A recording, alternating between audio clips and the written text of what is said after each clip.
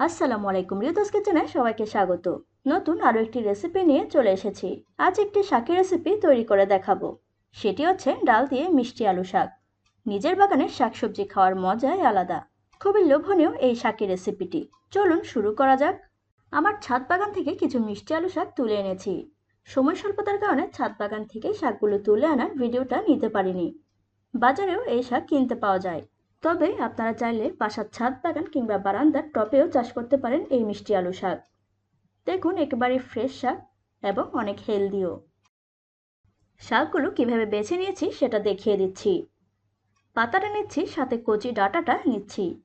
ডাঁটা কচি হলে সেটা নিব, শক্ত ডাঁটা হলে সেটা ফেলে দেওয়া লাগবে। বড় শক্ত ডাঁটার অংশটা ফেলে দিয়েছি। একই প্রসেসে সবগুলো শাক বেছে নিচ্ছি।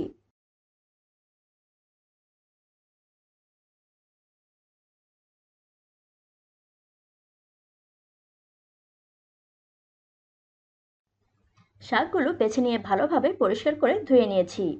এ পর্যায়ে শাকগুলো কুচি করে কেটে নিচ্ছি। কাটার পর শাকগুলো আর ধুয়ে নিব না।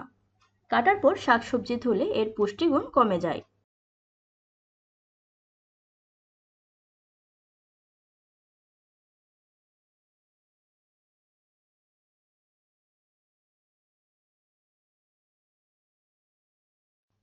শাকসবজি শরীরের জন্য অনেক উপকারী, তাই শাকসবজি খাওয়া ট্রাই করবেন। আলু শাক প্রচুর পুষ্টিগুণে ভরপুর। মিষ্টি আলুতে রয়েছে vitamin A, C, iron, fibre.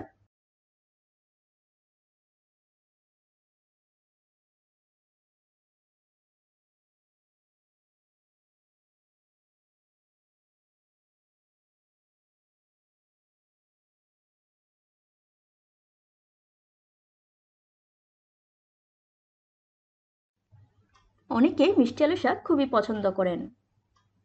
অনেকভাবেই মিষ্টি আলু শাক রান্না করা যায়, তবে ডাল দিয়ে খেতেই বেশি ভালো লাগে।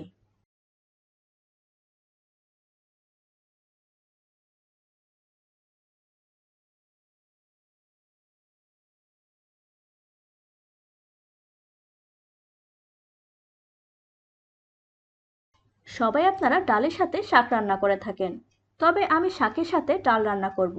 এটা আমার স্পেশাল রেসিপি।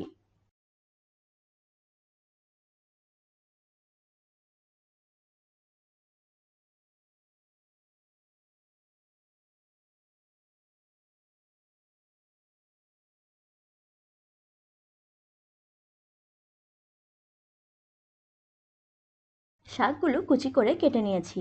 হাফ কাপ মসুর ডাল হাফ এন আওয়ার ভিজিয়ে রেখেছিলাম। ডালগুলো ভালোভাবে ধুয়ে নিয়েছি। পরিমাণ মতো পানি দিয়ে দিয়েছি ডালে। দিয়ে দিলাম অল্প হলুদ গুঁড়া। দিয়ে দিলাম খুবই সামান্য লাল মরিচের গুঁড়া। দিয়ে দিলাম অল্প লবণ। এই পর্যায়ে ডালটা সেদ্ধ করে নিব। ফ্লেমটা অন করে দিয়েছি। ডালগুলো 50% সেদ্ধ করে নিয়েছি। এ পর্যায়ে দিয়ে দিচ্ছি কুচি করে কেটে রাখা আলু শাকগুলো।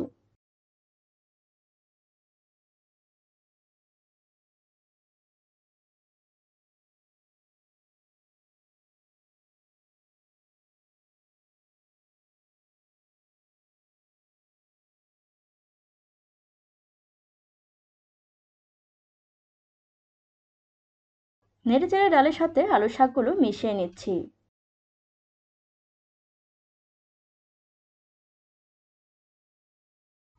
অনেকে শাকে আলু বেগুন দিয়ে রান্না করেন, তবে আমার মতো আলু বেগুন ছাড়া জাস্ট ডাল দিয়ে রান্না করে দেখতে পারেন কতটা সুস্বাদু হয়।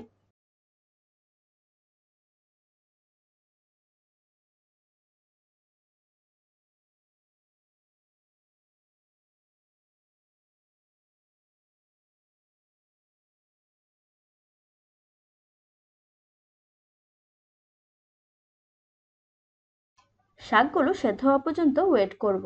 ঢাকাটা দিয়ে দিলাম। কিছুক্ষণ পর ঢাকা উল্টিয়ে নেড়েচেড়ে দিচ্ছি।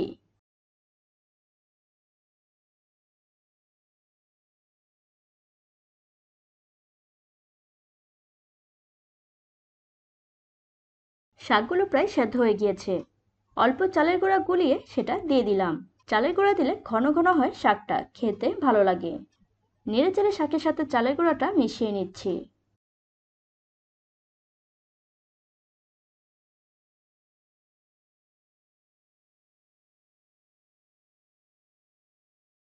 আর 2-1 মিনিট শাকটা সেদ্ধ করে নিচ্ছি।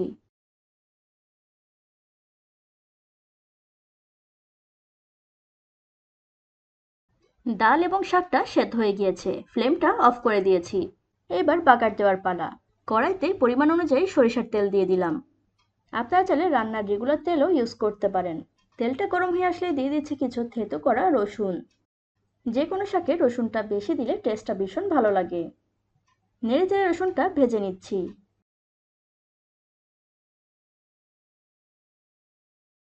দিয়ে দিচ্ছি কিছু পেঁয়াজ কুচি। দিয়ে দিলাম 3টি কাঁচামরিচ। নেড়ে চেড়ে সবকিছু ভেজে নিচ্ছি।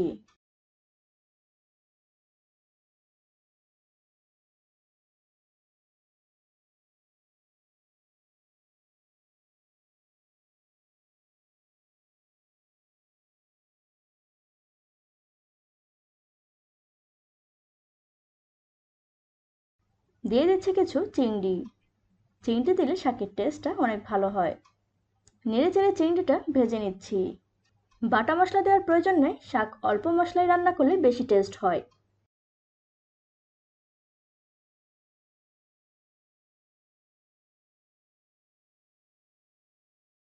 দিয়ে দিলাম খুবই সামান্য হলুদ গুঁড়া, যেহেতু চিংড়ি দিয়েছি তাই অল্প হলুদ গুঁড়া দিয়ে দিলাম।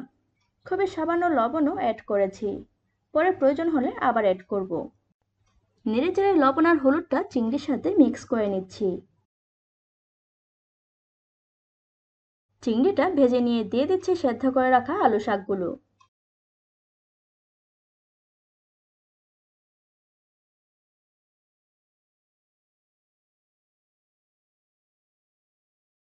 সাদা ভাতের সাথে অসাধারণ লাগে খেতে এই আলু শাকটি।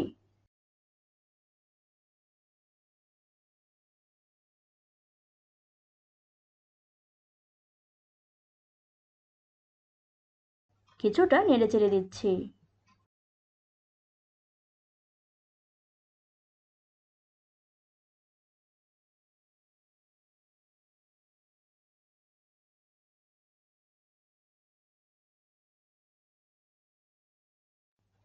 খুবই কম সময়ে কম উপকরণে এই আলু শাকটি রান্না করে নেওয়া যায়। অল্প লবণ প্রয়োজন ছিল, অল্প লবণ অ্যাড করলাম।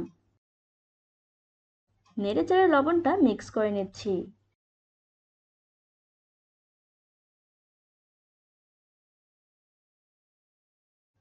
এই আলু শাক ডাল দিয়ে রান্না করে দেখতে পারেন, আশা করছি দারুণ লাগবে খেতে।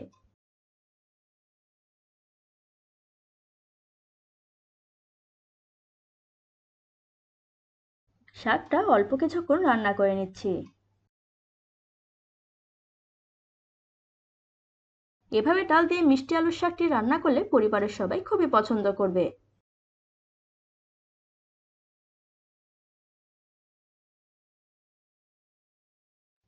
মিষ্টি আলুর শাকটি রেডি হয়ে গিয়েছে, ফ্লেমটা অফ করে দিয়েছি।